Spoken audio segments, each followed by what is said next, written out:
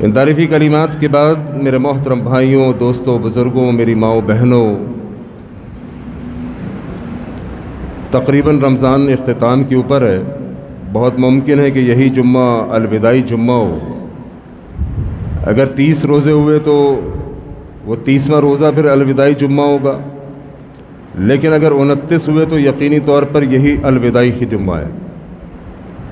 اور اگر یہی الوداعی جمعہ ہے تو پھر آج بیٹھ کر مجھے آپ کو اپنا محاسبہ کرنا ہوگا، کیونکہ عقلمند کاروباری، عقلمند تاجر وہی ہوتا ہے جو سال کے اختتام کے اوپر بیٹھ کر اپنے کاروبار کا جائزہ لیتا ہے، اپنے کاروبار کی کلوزنگ کرتا ہے، اپنے کاروبار کو دیکھتا ہے کہ پورے سال میں نے کیا کھویا ہے، کیا کمایا ہے، کیا بہتر کیا ہے۔ اور جو کاروباری سال کے اختتام کے اوپر اپنے کاروبار کا جائزہ نہیں لیتا، اسے معلوم ہی کوئی نہیں چلتا کہ پورے سال کاروبار میں کمایا کیا، کھایا کیا، کھویا کیا۔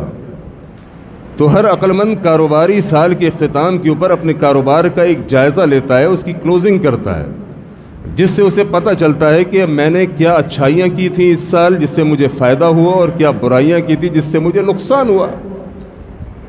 جو اچھائیاں کی وہ بہترین ہے، اور جو مجھ سے کاروباری غلطیاں ہوئیں ان غلطیوں کو آئندہ نہیں کروں گا تاکہ کاروبار میں خسارہ نہ ہو۔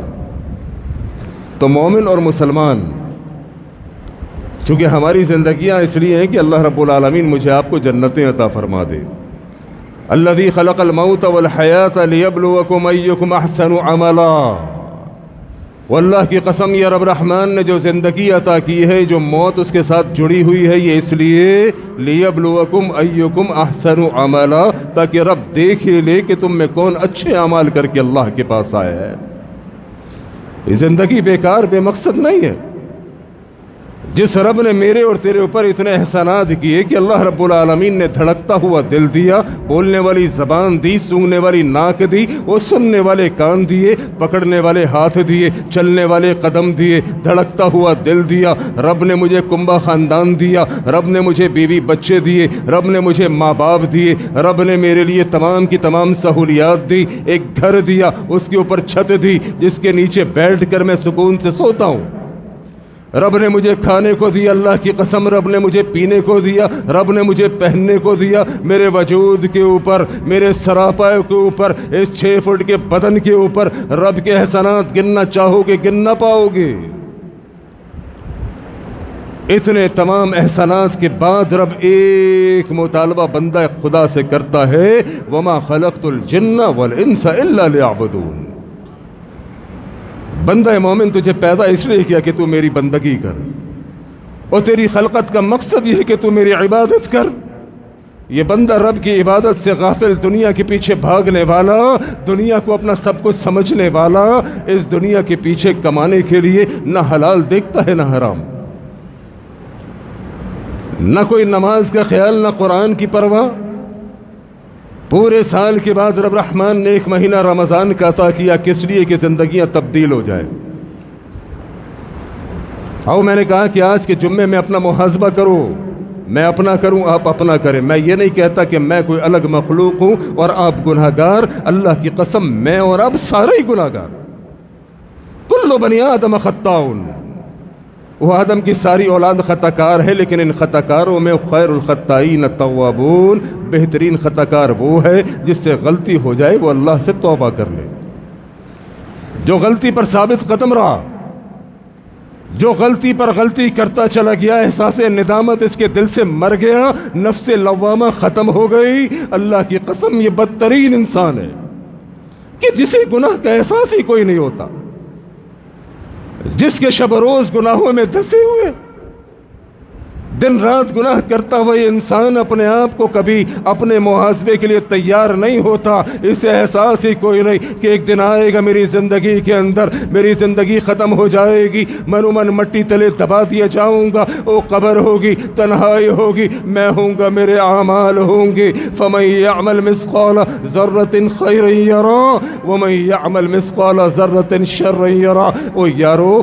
رائی کے دانے کے برابر بھی نیکی کی ہوگی، رب اس کی جزا دے گا، اور رائی کے دانے کے برابر بھی گناہ کیا ہوگا، اللہ کی قسم رب پوچھے گا، رب پوچھے گا۔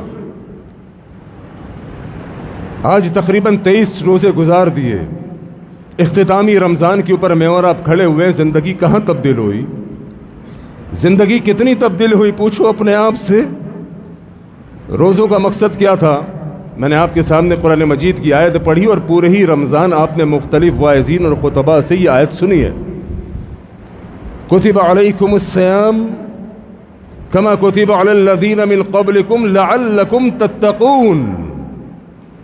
روزوں کا مقصد یہ تھا کہ میری اور تیری زندگی تبدیل ہو جائے۔ اور میرے محترم بھائیوں، روزے کا مقصد یہ تھا کہ میں اللہ سے ڈرنے والا بن جاؤں، پرہیزگار بن جاؤں، میری زندگی چینج ہو جائے، میری زندگی تبدیل ہو جائے۔ آؤ آج الوداعی جمعے کے اندر اپنا محاسبہ کرو، اپنے گریبانوں میں جھانک کر دیکھو، کیا یہ زندگی تبدیل ہوئی ہے؟ اگر زندگی تبدیل ہوئی ہے تو خوش ہونا چاہیے۔ آپ کے لیے بشارتیں دی اللہ کے نبی علیہ الصلوۃ والسلام نے۔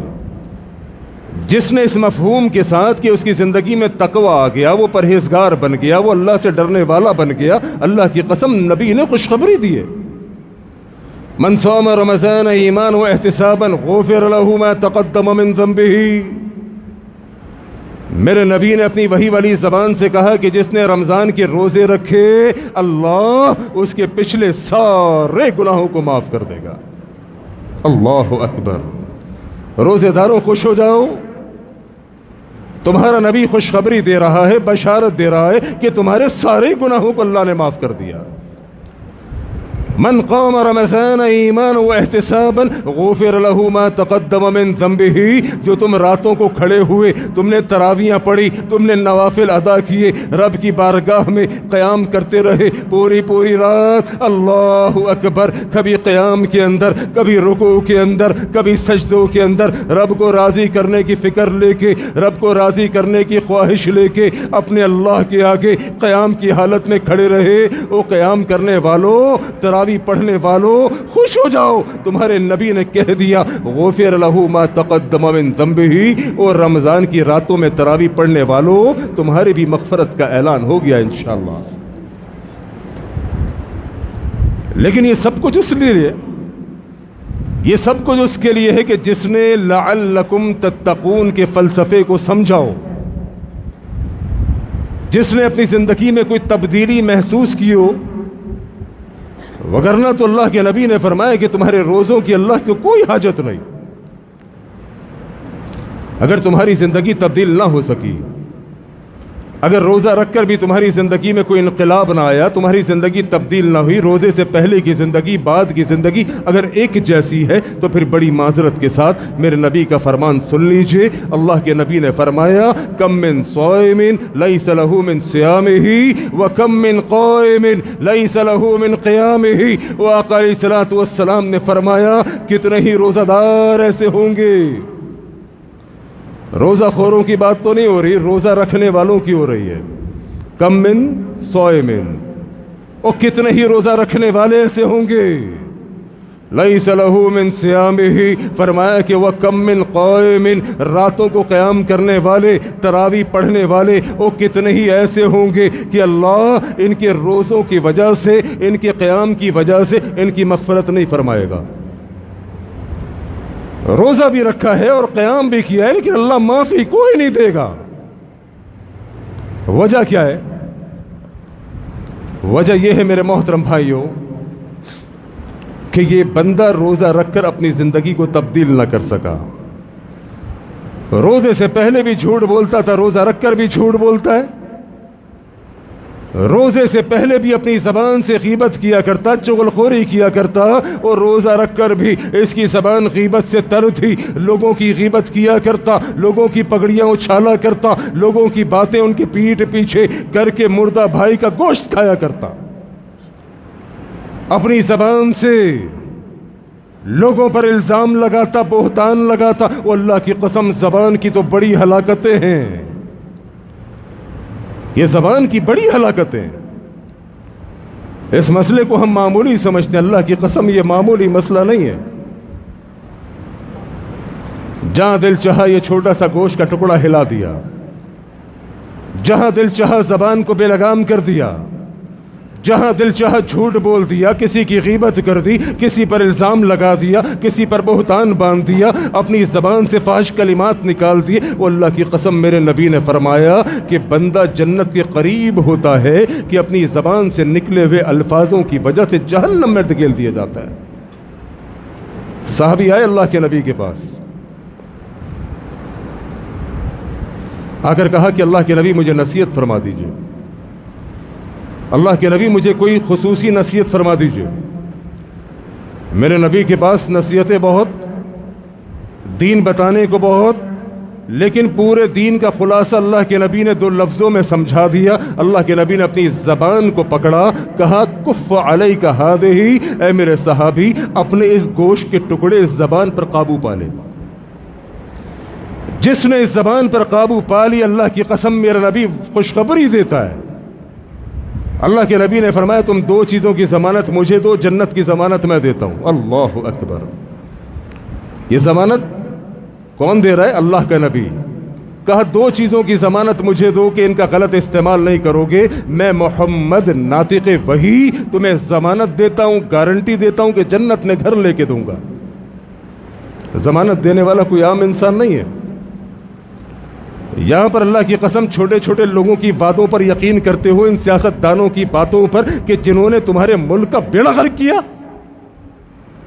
الیکشن سے پہلے آتے وعدے، قسمیں، ضمانتیں، امانتیں سارے دینے کو تیار، اور روڈیں بنوا دیں گے، سڑکیں بنوا دیں گے، پانی بہت ہوگا، بجلی بہت ہوگی۔ وہ ان کے وعدوں پر یقین کر کے تم ٹھپا ٹھوک کر آ جاتے ہو۔ وہ اللہ کی قسم اپنے نبی کی بات پر یقین کرو، وہ نبی جو جھوٹ بولتا کوئی نہیں، وہ نبی کی جس کی زبان پر رب رحمان نے وحی کا پہرا بٹھایا ہوا ہے۔ وما ينطق عن الهوى ان هو الا وحی یوحى، جس کی زبان سے سوائے وحی کے کوئی چلتا ہی کوئی نہیں۔ جب زبان حرکت دیتی ہے، ان هو الا وحی یوحى، زبان سے وحی کے پھول جھڑا کرتے ہیں۔ وہ زبان صادق ہے، وہ زبان سچی ہے، وہ زبان پکی ہے۔ اس نبوت والی زبان سے میرا نبی فرما رہا ہے کہ تم ضمانت دو، گارنٹی دو کہ اپنی شرمگاہ کا غلط استعمال نہیں کرو گے، میں تمہیں جنت کی ضمانت دیتا ہوں۔ وہ نبی گارنٹی دے رہا ہے کہ تم ضمانت دو، تم گارنٹی دو کہ اپنی زبان کا غلط استعمال نہیں کرو گے، تیری زبان سے دوسرا مسلمان محفوظ ہوگا، تو کسی کی غیبت نہیں کرے گا، جھوٹ نہیں بولے گا، کسی پر الزام نہیں لگائے گا، کسی پر بہتان نہیں باندھے گا۔ لو، میں محمد صلی اللہ علیہ وسلم تمہیں گارنٹی دیتا ہوں کہ تمہیں جنت میں عالی شان محل لے کے دوں گا۔ یہ محل مجھے بھی چاہیے، آپ کو بھی چاہیے، چاہیے نا بھائی سب کو؟ آواز ہی کوئی نہیں آئی۔ انشاءاللہ یہ محل چاہیے مجھے، آپ کو، میری ماؤں بہنوں کو بھی چاہیے۔ تو آؤ پھر عہد کرو اللہ سے، رمضان کے دن ہے، آخری جمعہ ہے، عہد کرو اللہ سے کہ اللہ انشاءاللہ الرحمن ہم یہ محل جو تیرے نبی نے گارنٹی دی ہے اپنی زبان کی حفاظت کر کے، اللہ ہم اس محل کو چاہتے ہیں، ہمیں محل عطا فرما۔ زبان کی حفاظت کر لو، غیبت نہیں کرنا، جھوٹ نہیں بولنا، دھوکہ نہیں دینا، کسی مسلمان کی پگڑی کو، اس کی عزت کو نہ اچھالنا۔ واللہ کی قسم مسلمان کی عزت اللہ کو بڑی قیمتی ہے، سمجھتے ہی نہیں ہو تم اس چیز کو۔ جہاں جس چیز کو، جس بات کو لوگوں کے درمیان بیٹھ گئے، جناب کسی کی غیبت، کسی کی چغلی، کسی پر الزام، کسی پر بہتان، اپنی زبان کو قابو کرنا شروع کرو، غیبت کو سمجھنا شروع کرو۔ غیبت کیا ہے؟ سمجھتے نہیں غیبت کیا، کہتے ہیں کہ جناب میں کوئی غیبت تھوڑی کر رہا ہوں، یہ جرم تو اس کے اندر موجود ہے، میں غیبت تھوڑی کر رہا ہوں، اتنا ننھا کاکا ہے، اس کو پتہ ہی کوئی نہیں غیبت کیا ہے۔ کہتا ہے میں غیبت نہیں کر رہا، یہ جرم تو اس کے اندر موجود ہے، یہ گناہ تو وہ کرتا ہے، یہ غیبت تھوڑی ہے۔ ابے اللہ کے بندے، اگر یہ عمل اس کے اندر موجود ہے اور تو اس کے پیٹھ پیچھے کر رہا ہے مجلس میں لوگوں کے درمیان، تو غیبت یہی تو ہے۔ جو گناہ تیرے بھائی کے اندر موجود، جو عمل تیرے بھائی کے اندر موجود، تو اس کے پیٹھ پیچھے لوگوں کے درمیان بیٹھ کر وہ عمل بات کر رہا ہے، اسی کو تو غیبت کہتے۔ غیبت کس چڑیا کا نام ہے؟ اگر وہ عمل اس میں موجود نہیں تو پھر تو بہتان ہے، پھر تو بہتان ہے۔ غیبت نہ کرو، اصلاح کی فکر کرو۔ اور سب سے پہلے اپنی اصلاح کی فکر کرو، دوسروں کے منصف بعد میں بننا۔ میں تو کہتا ہوں شکر ہے اللہ نے جنت انسانوں کے ہاتھ میں نہیں دی، ورنہ سب کو جہنم میں بیچ کے خود جنت میں چلا جاتا۔ سارے ہی کافر، ہاں سارے ہی کافر، سارے ہی گناہگار، سارے ہی مجرم، اکیلا بس یہی جنت کا دعوے دار، ٹھیکیدار، حاجی، پرہیزگار۔ اور یار سارے ہی اللہ کے نیک بندے ہیں، اللہ نے گناہگار کو بھی اپنا کہا ہے۔ تم تو گناہگاروں کو دھتکار دیتے ہو، یہ شرابی ہے، یہ زانی ہے، یہ فلاں ہے،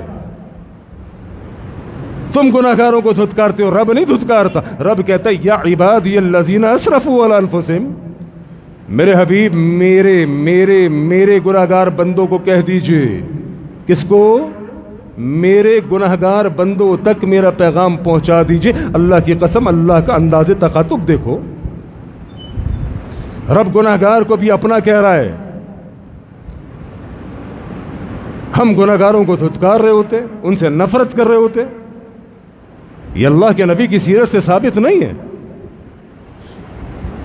اگر اللہ کے نبی نے مجرم سے نفرت کی ہوتی، عمر کبھی اسلام لے کر آتے؟ اللہ کے نبی نے مجرم سے نہیں، جرم سے نفرت کی ہے۔ آپ نفرت کیجئے، گناہوں سے نفرت کیجئے، شراب سے نفرت کیجئے، زنا سے نفرت کیجئے، جوئے سے نفرت کیجئے، تمام کرائم سے، جرائم سے، گناہوں سے نفرت کو اپنے دل میں ڈالو گے تبھی تو گناہ سے بچو گے۔ لیکن یہ کس نے سکھا دیا تم کو کہ گناہگار سے بھی نفرت کی جاتی ہے؟ گناہگار سے نفرت نہیں، اللہ کی قسم اسے قریب کرو، قریب کرو اسے۔ اور سب سے پہلے شکر یہ مناؤ کہ تیرا گناہ لوگوں کو ابھی معلوم نہیں چلا، چونکہ گناہگار تو سارے۔ میں کہتا ہوں کہ جس کا گناہ لوگوں پر بے نقاب ہو گیا، سامنے آ گیا، وہ مجرم گناہگار ڈکلیئر ہو گیا، اور تو حاجی بنا گھوم رہا ہے۔ مجرم تو بھی ہے، گناہ تو تیرے بھی بہت اللہ کی قسم، لیکن تو شکر ادا کر، اللہ کے آگے سجدہ ریز ہو جا کہ اس اللہ نے ابھی تک تیرے جرائم پر، تیرے کرائم پر، تیرے گناہوں پر پردہ ڈالا ہوا ہے۔ شکر ادا کر اس بات کا۔ دوسروں کے گناہوں کے پیچھے مت بھاگ، دوسروں کے گناہوں کی ٹوہ مت لو، اللہ کی قسم یہ جرم ہے، اللہ نے منع کیا ہے دوسروں کے مسئلوں میں الجھنے سے۔ ولا تجسسوا، رب نے منع کیا ہے کہ لوگوں کے مسئلوں میں جاسوسی مت کرو، اپنی فکر کرو۔ قوا انفسکم واہلیکم نارا، اپنے آپ کو جہنم سے بچاؤ، اپنے گھر والوں کو جہنم سے بچاؤ۔ میرے محترم بھائیو، میں نے عرض کیا رمضان کے آخری دن ہیں، آخری راتیں، اللہ کی قسم بڑے قیمتی ہیں، بڑے قیمتی ہیں۔ یہ رمضان تبدیلی کا مہینہ ہے۔ اللہ رب العالمین پورے سال انسان کو مواقع دیتا ہے، کس لیے کہ گناہوں کے داغ دھبے اپنے جسم سے اتار دے۔ دیکھو اس کی میں مثال دیتا ہوں، یہاں ماشاءاللہ سامنے ایک سے ایک دھوبی نظر آ رہے ہیں مجھ کو، ہاں ان کے پاس بہترین مشینیں بھی موجود ہوتی ہیں، ان کے پاس بہترین کیمیکلز بھی موجود ہوتے ہیں۔ یہ سارا لانڈری ایریا ہے نا، ان کے پاس بہترین کیمیکلز بھی ہوں گے، بہترین مشینیں بھی ہوں گی جو اچھے کپڑے دھوتے ہوں گے، دھبوں کو اتار دیتے ہوں گے۔ اسی طرح ایک آدمی نے ایک نیا لباس خریدا، کوئی 5-8 ہزار روپے کا نیا سوٹ سفید رنگ کا، بیٹھا ہوا اپنے دوستوں کے ساتھ گپ شپ لگا رہا تھا، پہلی دفعہ وہ سوٹ پہن کے بڑا تکبر اور فخری انداز میں دوستوں کے ساتھ بیٹھا ہوا ہے۔ ہوتے نا بھرمباز، ہر چیز تو ہم دوسروں کے دکھانے کے لیے کرتے ہیں، کھا خود رہے اسٹیٹس پہ دنیا کو دکھا رہے ہیں۔ عجیب لوگ ہو یار۔ اللہ کے نبی نے تو پڑوس کے برابر والوں کے گھر کے برابر میں چھلکا پھینکنے کو منع کیا ہے کہ جو غریب ہے وہ پریشان ہوگا، اس کے بچے اس کے باپ کو پریشان کریں گے۔ میرے نبی نے تو یہ تعلیم دی ہے، تو کھانے کی تصویریں اسٹیٹس پہ لگا رہا ہے، اور تمہارے اپنے لیے بھی نقصان دہ ہے۔ نظر لگتی ہے، نظر حق ہے، نظر لگتی ہے۔ اب اسی طرح یہ بھائی جان نئے سوٹ کو پہن کے 6-8 ہزار روپے کے دوستوں کے درمیان بڑے فخر سے بیٹھے ہوئے، یار نیا سوٹ خریدا ہے جنید جمشید کی بوتیک سے، کتنے کا؟ 8,000 روپے کا۔ اچھا، دوستوں نے چائے کے ہوٹل پہ بیٹھے ہوئے چائے منگا لی، چائے پیتے ہوئے موصوف کی چائے ہاتھ سے گری اور سامنے کپڑوں پہ گر گئی۔ سامنے کپڑوں پہ گر گئی. فوراً بھاگتا ہوا بیگم کے پاس. بیگم کو کہنے لگا محترمہ بات یہ ہے میرے کپڑوں پہ بالکل سامنے دامن کے اوپر چائے کا داغ لگ گیا ہے. بڑی محنت کر لی, بڑی کوشش کر لی, پانی بھی ڈالا, سب کچھ کیا, دوستوں نے بھی رگڑا, لیکن اترا کوئی نہیں. کچھ کرو اس کے لیے. بیگم نے کہا سرتاج مشکل ہی کوئی نہیں, آپ پہلے آ جاتے میرے پاس, میں اتار دیتی. بیگم نے اس کے ساتھ معاہدہ کیا, شوہر کو تسلی دی. شوہر چلا گیا. بیگم نے جناب شوہر کے جانے کے بعد اس کو واشنگ مشین میں ڈالا, پانی ڈالا, سرف ڈالا, کیمیکل ڈالا, مشین کو چکر دیے. چکر دینے کے بعد کپڑے کو نکالا, نچوڑا, سکھانے کے لیے ڈال دیا. سکھانے کے لیے ڈال دیا. شوہر سامنے جب شام واپس آیا تو دیکھا, بیگم نے کہا وہ سوٹ اس کے سامنے پیش کیا کہ سوکھ تو گیا ہے, دھویا بھی بہترین, کوئی کمی نہیں چھوڑی, سرف بھی اچھے سے اچھا ڈالا, لیکن سرتاج بڑی معذرت چاہتی ہوں, یہ چائے کا داغ اتنا خطرناک ہے, یہ دھبا اتنا خطرناک ہے کہ میرے دھونے کے باوجود یہ دھبا نہیں اترا. بہت کوشش کی میں نے, بہترین کیمیکل بھی ڈالا, سرف بھی ڈالا, لیکن میرے چاہنے کے باوجود یہ داغ دھبا نہیں اترا. آپ ایک کام کیجئے, مایوس نہ ہوں, پریشان نہ ہوں, محلے کے کارنر کے اوپر ایک دھوبی موجود ہے, ڈرائی کلینر ہے, آپ جائیے اس دھوبی کو اپنا سوٹ دے دیجئے.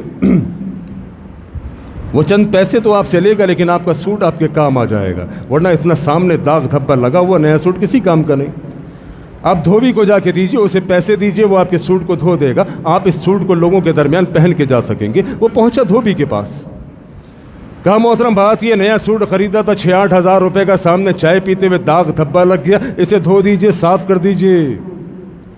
دھوبی نے کہا مسئلہ ہی کوئی نہیں, 2 دن کے بعد آ جائیے, رسید کاٹ کے دے دی. بندہ خدا 2 دن کے بعد رسید لے کر, پیسے لے کے دھوبی کے پاس پہنچا. دھوبی نے کہا بھیا یہ پیسے جیب میں ڈال لو, رسید مجھے دے دو اور کپڑے لے جاؤ. کہنے لگا کیوں؟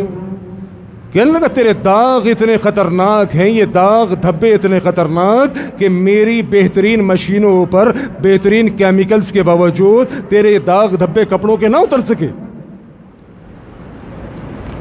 بیچارہ مایوس ہو گیا.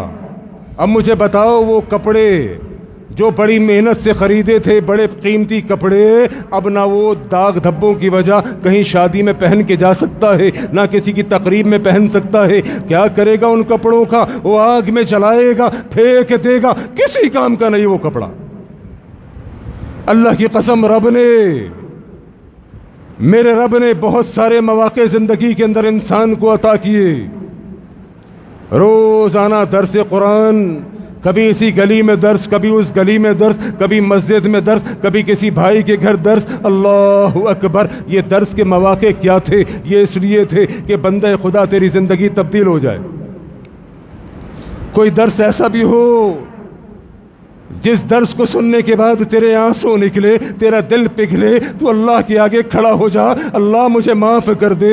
لیکن تو نے درس سن کر کہتا تھا میرے 2 کان ہیں, ایک سے سن کے دوسرے سے نکال دیا, زندگی تبدیل نہ ہو سکی, گناہوں کے داغ نہ اتر سکے.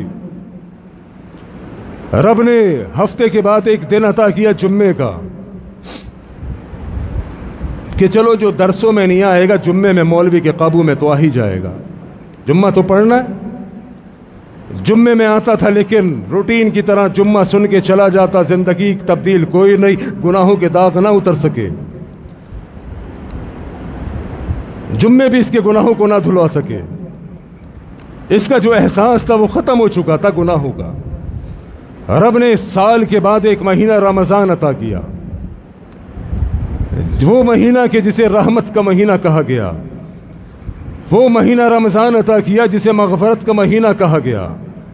وہ مہینہ کہ جس کے بارے میں میرے نبی نے فرمایا اذا دخل رمضان, جب رمضان شروع ہوتا ہے, فتحت ابواب الجنہ, وہ اللہ کریم جنتوں کے دروازوں کو کھول دیتا ہے. وغلقت ابواب جہنم, جہنم کے دروازوں کو بند کر دیا جاتا ہے. وسلسلت الشیاطین, شیاطین کو قید کر دیا جاتا ہے. اور یہ سب کچھ اس لیے کہ جنتیں کھول دی گئی, جہنم بند کر دی گئی, شیاطین قید کر دیے گئے, کہ نیکیوں کا موسم بہار, آؤ لوٹ لو. شب قدر رکھ دی, جاگو راتوں کے اندر کھڑے ہو, لیکن سارے مواقع اس نے ضائع کر دیے. سارے مواقع اس نے ضائع کر دیے. روزانہ کے درس اس کے گناہوں کے داغ کو نہ دھو سکے, جمعے کے خطبات اس کے گناہوں کے داغ کو نہ دھو سکے.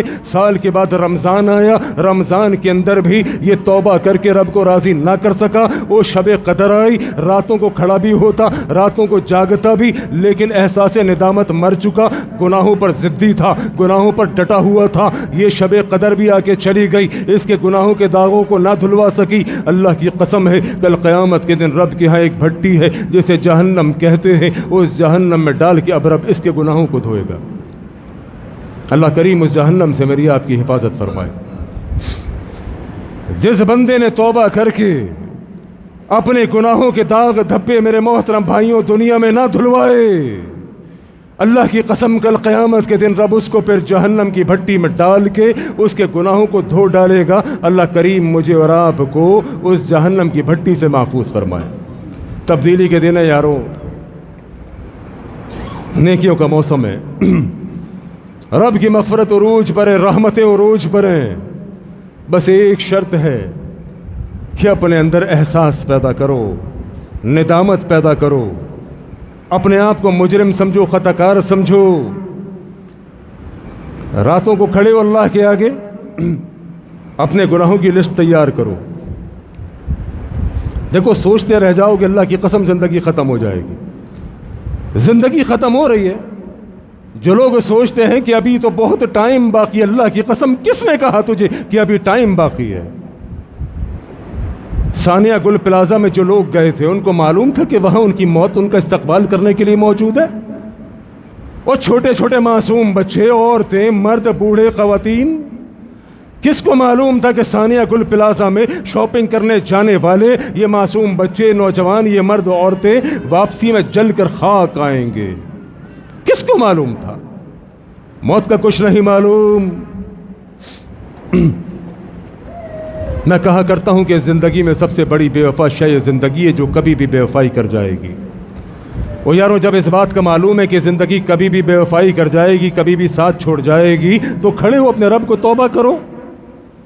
یہ اتنا بڑا رمضان کا مہینہ, رحمتوں مغفرتوں کا مہینہ, یہ طاق راتیں, اللہ کی قسم لیلۃ القدر کی تلاش. راتوں میں کھڑے ہو اپنے رب کے آگے, اپنے گناہوں کو یاد کرو, اپنے گناہوں کو یاد کر کے اپنے رب کے آگے اپنے ہاتھوں کو پھیلاؤ, کہو میرے اللہ میں مجرم, میرے اللہ میں خطا کار, اللہ میں سیاہ کار, اللہ میں مجرم, اللہ اپنے گناہوں کا اقرار کرتا ہوں, لیکن تجھے میرے اللہ تجھے رحمان سمجھتا ہوں, رحیم سمجھتا ہوں. اللہ میرے اللہ تجھے کریم سمجھتا ہوں. اللہ تو وہی ہے نا جس نے کفل جیسے زانی کے گناہوں کو معاف کیا. میرے رب تو وہی ہے جس نے 100 آدمیوں کے قاتل کو معاف کیا. اللہ میرے اللہ میں اقراری مجرم ہوں, میں اپنی خطاؤں کا اقرار کرتا ہوں اللہ, لیکن مایوس نہیں. تو نے خود کہا لا تقنطوا من رحمت اللہ, میری رحمت سے مایوس نہ ہونا. اللہ میں تیری رحمت سے مایوس نہیں.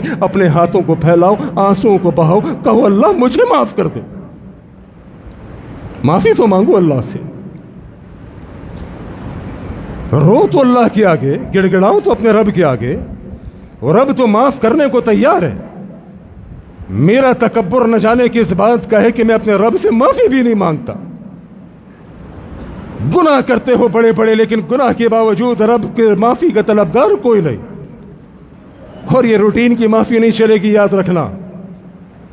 جاؤ کسی بادشاہ کے پاس اور جا کے بادشاہ سامنے کھڑا ہو اور ادھر منہ کر کے بادشاہ کے آگے بھن بھناتے رہو, 2 درے مار کے اپنے محل سے نکالے گا. معافی کا انداز ہونا چاہیے, پشیمانی ہونی چاہیے, ندامت ہونی چاہیے, پریشانی ہونی چاہیے. اپنے آپ کو مجرم, سیاکار, خطا کار تصور کر کے رب کے آگے گر جاؤ, معافی مانگو. اللہ کی قسم وہ معاف کرنے والا ہے. ایک شرط اس نے رکھی ہے, توبوا الی اللہ توبۃ نصوحا. بندے خدا مجھ سے معافی مانگ, سچی خالص معافی مانگ, تیری خطاؤں کو معاف کر دوں گا. اللہ کریم رمضان کے اس مہینے کے اندر یہاں ہم جتنے لوگ بیٹھے ہوئے ہیں, ہم میں مرد بھی, خواتین بھی, بچے بھی, بزرگ بھی, ہم اللہ کریم سے دعا کو, اللہ کریم تو بڑا رحمان رحیم اور کریم رب ہے ہمارا. یا اللہ یہ جتنے مرد و عورتیں اس مجلس میں موجود ہیں، اللہ تجھے تیری رحمت کا واسطہ دے کر کہتے ہیں اللہ ہمیں معاف فرما، ہمارے بڑوں کو معاف فرما، ہمارے بچوں کو معاف فرما، ہماری عورتوں کو معاف فرما، ہمارے مردوں کو معاف فرما، الہ العالمین جو دنیا سے چلے گئے ان کو معاف فرما۔ تو یارو آخری چند دن باقی ہیں، نیکیاں کر لو، جتنی نیکیاں کر سکتے ہو اللہ کی قسم کر لو۔ زندگی کا کچھ نہیں معلوم کب زندگی ختم ہو جائے، یہ جو جوڑ جوڑ کر رکھا ہوا ہے رب کی راہ میں خرچ کرو، یہ جو اپنے آپ کو روکا ہوا ہے عبادت سے، اپنے جسم کو عبادت کی مشقت میں ڈال دو، رب کی زندگی اسی کے حوالے کر دو۔ اللہ کریم عمل کی توفیق عطا فرمائے۔ وآخر دعوانا ان الحمد للہ رب العالمین۔